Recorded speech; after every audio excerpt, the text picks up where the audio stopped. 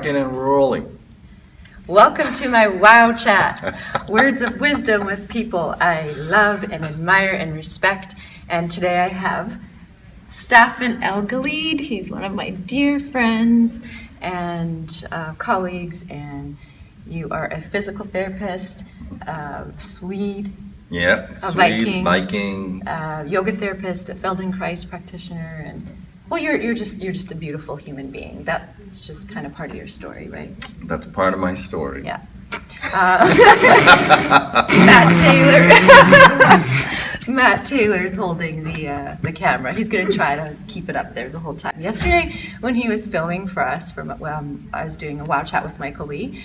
Matt had a hard time holding up. I don't know if he's just weak. Yeah. So we'll try to be quick, just for Matt's shoulders. So Staffan is super wise, not just wise, but super wise. And I go to Staffan a lot. I go to a lot of people with a lot of my problems. It sounds like it, but I do. We've talked on the phone. Yeah. There's been issues that I've gone to you for in my life, and you're so wise and calm, and you're a man of I don't want to say few words, but like you just say what needs to be said. Unlike me sometimes, I have a little bit of extraneous words. Anyways, so words of wisdom. What are you inspired to talk about? Words of wisdom. I am inspired to talk about how to take care of yourself. Because I did too much myself the last year. I signed up for too many things. I did too many things. I traveled too much. I did too much of everything. And I see it in my students. I see it in faculty. I see it in my friends. I see it in myself. We do too much. And I finally came to the point where, other than sitar in a short workshop in Stockholm, more the talk in a workshop, I cut everything out this summer. Being a teacher, I only work 9 months out of the year, but I have filled my summers with stuff, with work, with writing, with this, with that, with travel.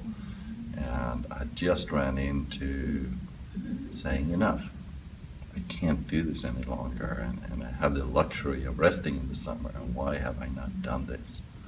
And I think it's a disease in our society. People are fried, they're burned out, but they keep working, they keep pushing, and I just came to the point where I said, I'm not a role model. I mean, part of it was for my own health, for my own well-being, but also to be a role model for my students and for others. I just reached a point, and I think there's a fear factor. The fear factor is, if I don't take this opportunity, it will never come back again. If I don't do this, if I don't write this article or this book or do this workshop, it will never come back to me again, because they think I will say no to everything. And in reality, that's not true. There are opportunities everywhere, and we have to be selective, because there are so many opportunities for everyone. And it's really been an eye-opener for me to be able to do that. And the hard thing is, once fall gets here, not to go crazy with stuff again. Mm-hmm. And it has really taken discipline this summer, and look at my thinking, because every time I go, okay, now I'm done with sitar, I have 10 days, well, maybe if I just write a little bit. Maybe if I just go to my office a little bit. Mm-hmm. But then you're in a slippery slope again. So I think we just have to discipline our minds, and we have to discipline ourselves to, when we take time off, we take time off. Yeah, and everything you're saying, I mean, I can relate to, and I feel the need to, and it is out of fear, because I feel the need to, keep serving or keep putting things out there, and like you said, opportunities that come, and what's going to happen, if you don't do that book or that article or that workshop. And so you setting, I like what you said though about being you're doing it for yourself, but also as a role model. And I think that's really important. And I've kind of caught myself, I'm trying, but I've caught myself, especially on social media, like posting and, look what I'm doing. And well, I'm not doing it to say, look what I'm doing necessarily, but to share, to say, hey, this is information and look what I'm doing. There's a little bit of that too. Of course it is. Of course it is. No, but anyways, and just trying to be cognizant though of that posting. And so when I do post now, every time I post, I have an intention. Like, why am I doing this? So am I posting to see, hey, look what I'm doing? And so that's why, because I really don't do that anymore. Like, I post there's an intention there. I also see how things accumulate. I mean, we didn't used to have Facebook, but now we spend time on Facebook. And, it was enough that I used to read one paper in the morning. Well, now every paper is available on the internet. So how many papers do I really need? Do I really need to check sports scores, ESPN.com and SI.com? Chances are they're the same, right? But we just accumulate. I mean, on my Kindle, I have freaking 600 books.